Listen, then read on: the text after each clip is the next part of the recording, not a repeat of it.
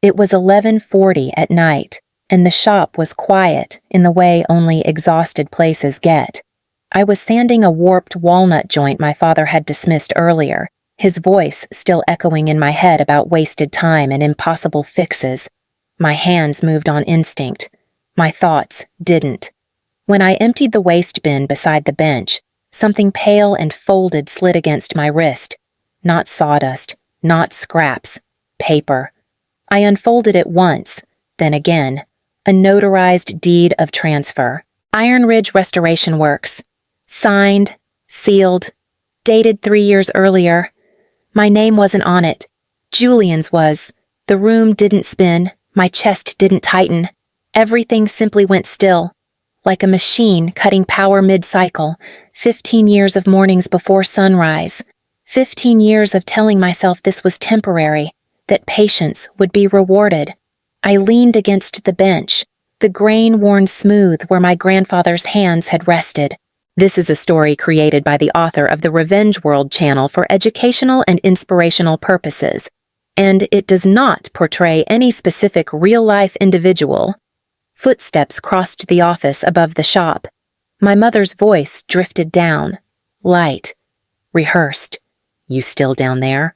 Almost done," came back from my mouth, steady enough to pass inspection. Her tone softened, satisfied. "Don't stay too late. Your brother has a big meeting tomorrow." Of course he did. I folded the paper carefully and slid it into my pocket. The sander powered down. The silence felt heavier this time, like it knew something the house didn't yet. If this moment feels familiar, if you've ever been the one holding things together while someone else collected the praise, you're not alone. Stories like this travel farther than people think. From upstairs, my father's voice followed, casual, dismissive. "Leave that joint. We'll replace it." My fingers brushed the edge of the walnut. It was salvageable. So was I. They just didn't know it yet. I turned off the lights and carried the truth with me into the dark. By morning, the shop had filled with voices. Julian swept in first, leather shoes untouched by dust. Confidence arriving before competence. "We need to talk about efficiency," his voice announced, already addressing an audience that didn't exist. "The margins are tightening." My father hovered near the office door, arms crossed like a verdict waiting to be delivered. "Listen to your brother. He understands the bigger picture." I wiped my hands on a rag, slow enough to feel deliberate. The bigger picture still needs joints that hold. Julian's smile thinned. "That's the problem. You're thinking too small. Craft is sentimental. Systems scale."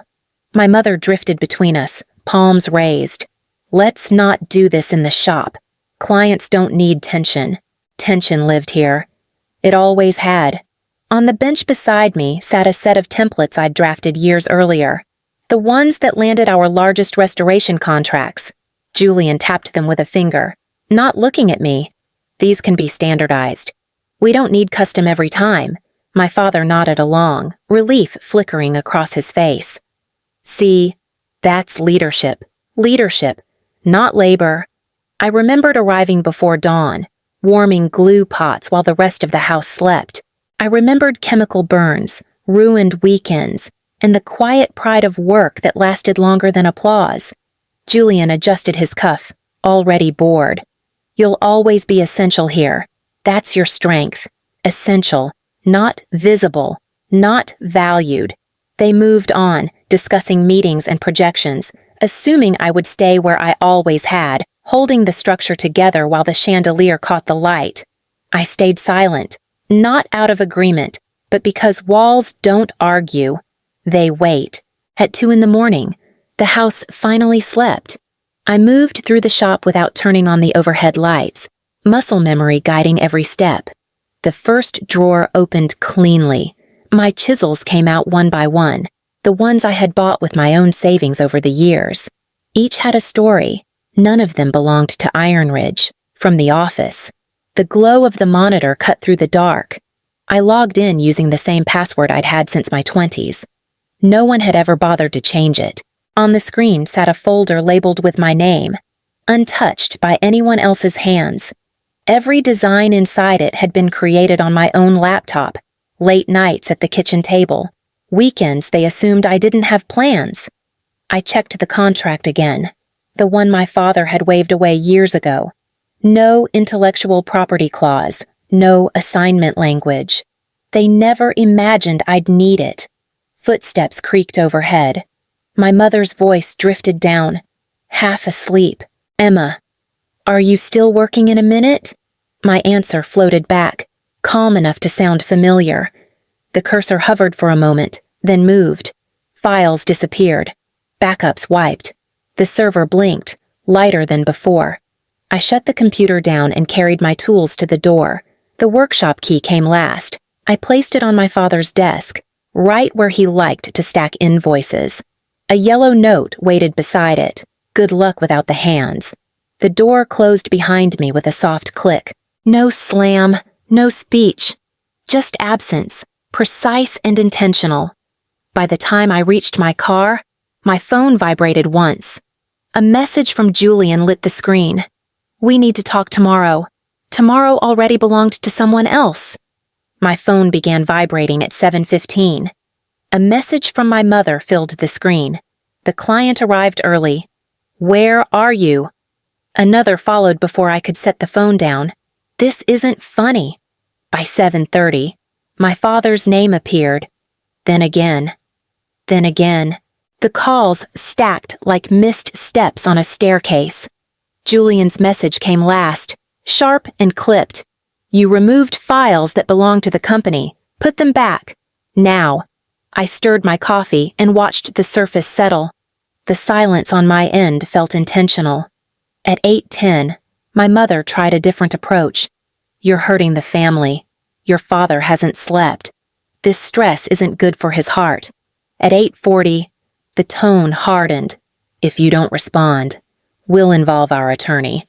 The word attorney landed flat, empty, like a threat borrowed from someone else's mouth. My hands rested on the table, clean, no dust under my nails, no ache in my wrists yet, just the absence of routine pressing in, one by one. The names disappeared from my screen. The phone went quiet. For the first time in 15 years, the day moved forward without me holding it together. 6 months earlier, we stood inside the reading room as Julian took the floor. "This project is about modernization." His voice carried, polished and loud enough to sound confident. "We streamline the process, reduce custom labor, and improve margins." The preservation board sat in a neat row, notebooks closed, expressions unreadable. A city heritage officer leaned back, arms folded. Julian gestured toward the sample panel.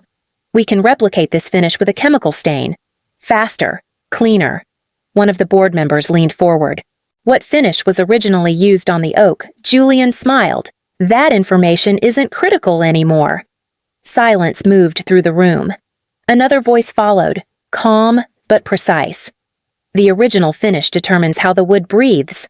Which compound reacts safely with 200-year-old oak?" Julian's hand lowered. His eyes flicked toward my father. My father stepped in quickly. "The details can be adjusted later. Julian is leading us toward scalability." The heritage officer's pen paused mid-air.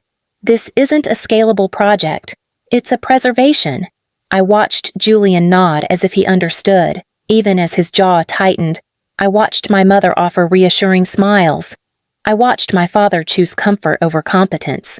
When the group moved on, Julian brushed past me. "You worry too much about the past." I stayed where I was, staring at the panel he almost destroyed, understanding something I hadn't been ready to name back then. They knew, and they chose him anyway. My phone rang 48 hours after I blocked my family.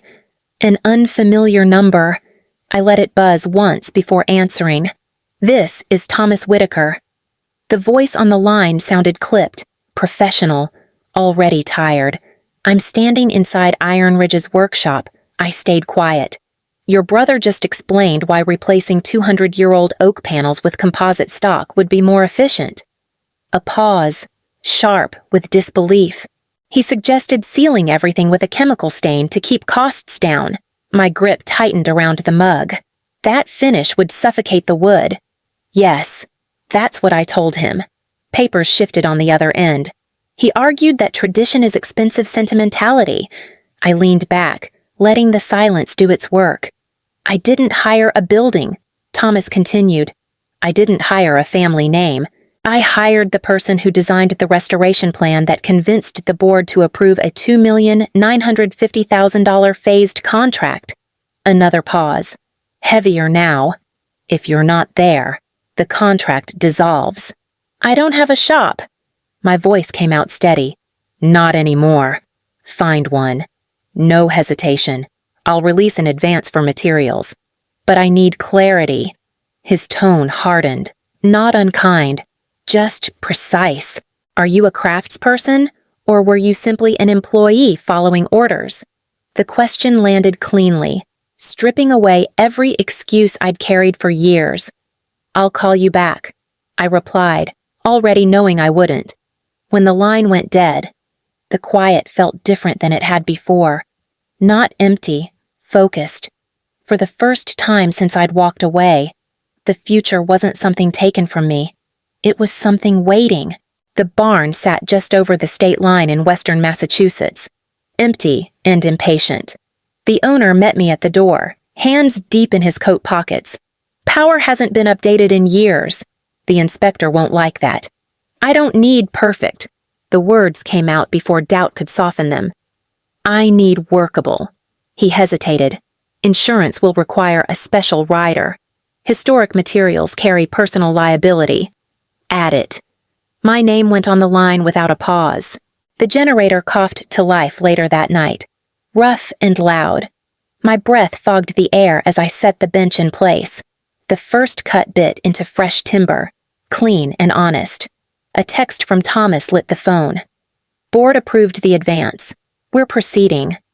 I wiped my hands on my jacket, the ache in my wrists returning like an old language. The space was cold. The risk was mine. For the first time. So was the work. The call came from Marissa, a name I hadn't heard since high school. Her voice carried the careful tone of someone trained to deliver bad news without flinching. I ran the conflict check you asked for. The words slowed, waited. Not on your new lease. On Iron Ridge. I pulled the phone closer. What did you find? A breath on the other end. 6 months ago, your parents signed a variable rate commercial loan. $5,600,000. The number settled between us. It's secured against the workshop, the equipment, everything. Papers shuffled. There's also a personal guarantee. Both of them. My grip tightened. Where did the money go? Another pause. Longer this time. Into a growth stage crypto fund. The one that collapsed last quarter. The room felt smaller. Not heavier. Clearer. They're already behind on payments, Marissa continued. Without the preservation contracts. The shop is insolvent. I leaned against the workbench, the grain rough under my palm. Images lined up in my head, late nights balancing cash flow. Weekends spent keeping the lights on. Promises that things would even out. If I had stayed, every hour of my labor would have gone toward covering Julian's gamble. I wanted you to hear it from me, Marissa added softly. Thank you. The words came easily, without heat. When the call ended, something unexpected replaced the anger. Relief. I hadn't abandoned a legacy. I'd stepped out of a collapsing structure just before it buried everyone inside. The sound of tires on gravel reached me before I saw him. My father stood in the doorway of the barn, shoulders slumped, eyes fixed on the workbench as if it might accuse him. We missed the Johnson deadline. His voice carried a rasp I didn't recognize. The bank keeps calling. I kept planning the walnut, the curl of wood falling cleanly to the floor. Julian is overwhelmed, he continued, stepping inside. Your mother hasn't slept. We need you back. The blade paused. Not my hands. We're prepared to make it right. He swallowed. You return as shop manager. 10% equity. That's generous. I turned toward him slowly. I know about the loan. Color drained from his face. I know it's $5,600,000. I know the land was leveraged. I know the money is gone. His mouth opened, then closed. We can still save it. Desperation cracking through the words. With your speed, your hands, we can work our way out. You're stronger. You can carry this. The sentence landed like a verdict.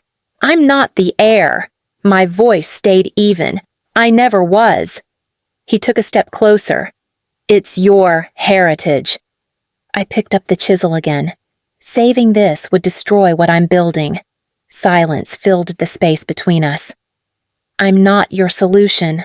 The words followed, precise and final. I'm the competition. He stood there a moment longer, then turned back toward the cold, leaving the door open behind him. The auction took place in a warehouse that smelled like cold metal and endings. Machines rolled past under numbered paddles, sold to strangers who had no history with them. My parents stood near the exit, voices low, tension sharp enough to cut. Julian paced, phone pressed to his ear, still negotiating with a future that no longer listened. When Lot 37 was called, I lifted my paddle. A solid maple workbench, the auctioneer announced, hand-built, heavy wear. A bidder across the aisle shrugged. Another glanced at the surface and lost interest. $300, the voice carried. $280. My paddle rose again. The gavel fell. The bench arrived at my barn the next morning. I ran my hand over the scars my grandfather had left behind. Each one earned. This was the only thing I wanted back. Months later, the space filled with new voices. Apprentices asked questions that mattered. Why not rush this joint? Because the wood remembers shortcuts. My answer came easily. The work grew, quietly, honestly. Some stories end with apologies. Mine didn't need one. What mattered was learning when loyalty turns into self-erasure, and when walking away becomes an act of respect for the craft, and for yourself. If you've ever carried more than your share and wondered when it would count, know this it does. Share your story when you're ready. Someone listening might need the reminder. I wasn't handed a legacy. I built one.